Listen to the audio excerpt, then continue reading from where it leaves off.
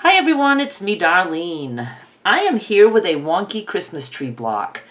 I'm super excited about this little guy. I have made some wonky trees in the past, but I'm doing something a little bit different this time.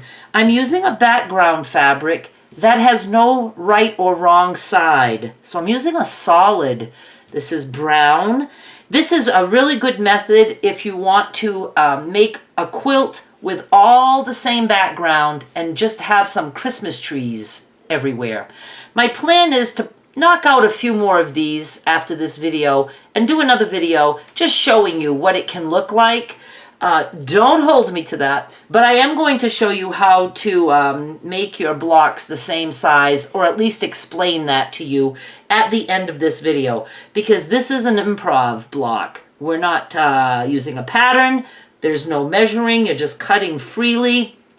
No two blocks will be the same or the same size, but you can put them all together at the end for a fantastic quilt if you want to. All right. For fabric that has no right side or wrong side, another good option for that would be homespun cotton. And they even have like a lot of Christmas colors in that, just some reds and greens or whatever. And, you know, I just think that would be really pretty. And then also batik fabrics often have no right side or wrong side. I'm not sure how Christmassy that would look, but hey, it's totally up to you. Just any fabric that you can flip over and use both sides. So here's the deal. You're just going to cut yourself a triangle. Now this is really good if you have some big scraps and you can, cut any size triangle. And again, if you're making a quilt, you can make a big triangle, a little triangle, doesn't matter. Now I like to cut the top a little bit flat like that. If you have a triangle that's completely pointed, just cut off a little bit. And again, doesn't matter what size. But as for the background, here's what we're going to do. Take a piece of your background. You might want to just cut some strips of your background so you have them available. And you're going to just put your block on it. And you want to make sure you have at least an inch wider than the base on each side. Even wider than that is fine. And then you want at least an inch, I would even say like an inch and a half above the top. And you would just cut that. I happen to have a piece already cut, so I'm going to use that. See? That gives me plenty of wiggle room. All right, so you're just going to cut a piece, and then you're going to just cut a diagonal and go in about a ½ inch or a little bit more on each side. Doesn't have to be perfect, but at least a ½ inch. So I'm going about a ½ inch there, ½ inch there. And I'm just cutting. And I'm just eyeballing that. Alrighty. We're going to be using this to make our sides of our block.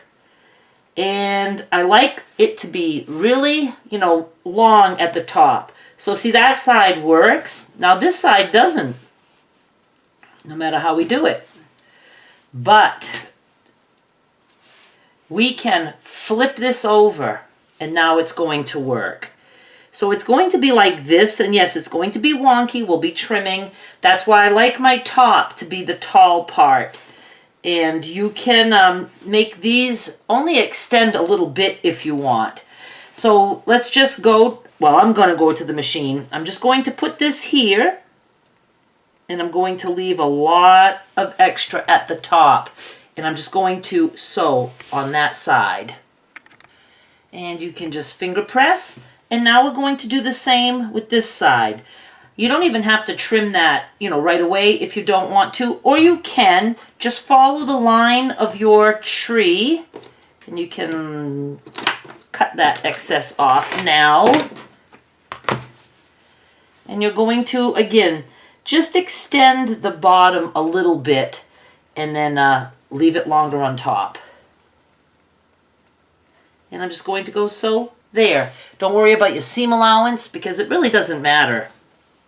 Now we have something that looks like this. I know, funky. And I'm not going to trim anything at this point except the bottom because we're going to add the trunk now. So I'm just going to make that even with the bottom of the tree. And then we need a little scrap of black, and I have a piece cut. Cut it wider than you want, because remember, we're going to have some seam allowances there. And you can make it a short little stump, or you can make it a long trunk, whatever you feel like doing. Oh yeah, and we're going to need another scrap of brown. So let me just cut like this.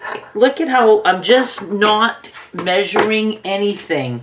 And then I'm going to cut this piece in half like that. And I'm just going to sew this guy in there. Just, you know, one side, then the other side. Now you can choose to have your trunk be a little bit wonky or not. I'm just going to just make a straight edge here. If it wants to be wonky, it will end up wonky. And just flip it. So, we have this now. Most people stop at this point. And I am going to, with this block, I'm going to show you my other block to explain what I mean. I like trees that float. Like if you were to have sashing around this block, I still like background under the tree. But what I would do if I were making a bunch of these, I would not add fabric to the bottom of this yet until I know how much I need to add. That'll make sense in a minute.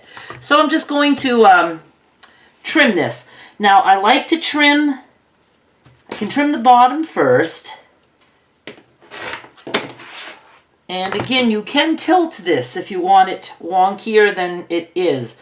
And I'm just going to trim as big as the fabric allows me, because you can always trim it down later. So I'm going to put like this part right here on a line, and that way I can just trim that off.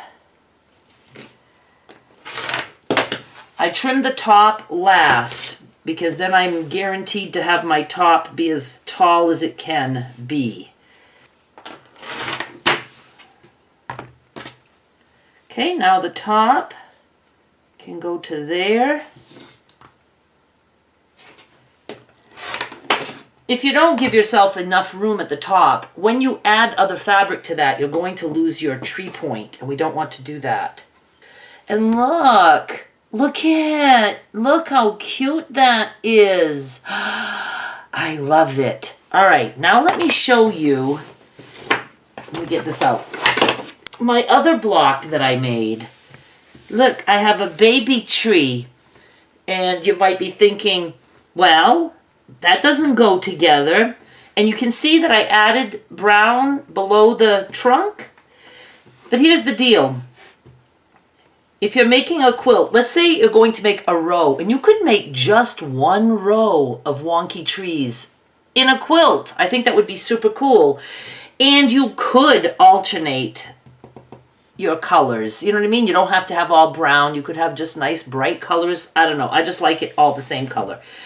You could decide, do I want this tree there, or do I want it up a little bit? Do I want it way up here? If you put something further back, it looks like it's, you know, further away. And whatever you would decide, you would just, you know, take a ruler, and if you need 1.5 inches, add 1/2 inch at least, you know, for the seam allowance. And so you would, you know, cut a strip, a scrap 2 inches by the approximate width, sew it on there, trim, and then you could do the same to the bottom. And I love lines. So even if I wanted to add another piece here, I love the lines that creates. And this is why I said I would not put anything on the bottom yet, because maybe I'll have a bigger tree and I want this one up. Well, now I know how much fabric I would need to add there. I hope this makes sense. I am going to try to make some more of them, you know, just a little bit, you know, just so you can see what it would look like. And I have some other ideas too. Thank you so much for watching. I'll be back with more soon. Bye.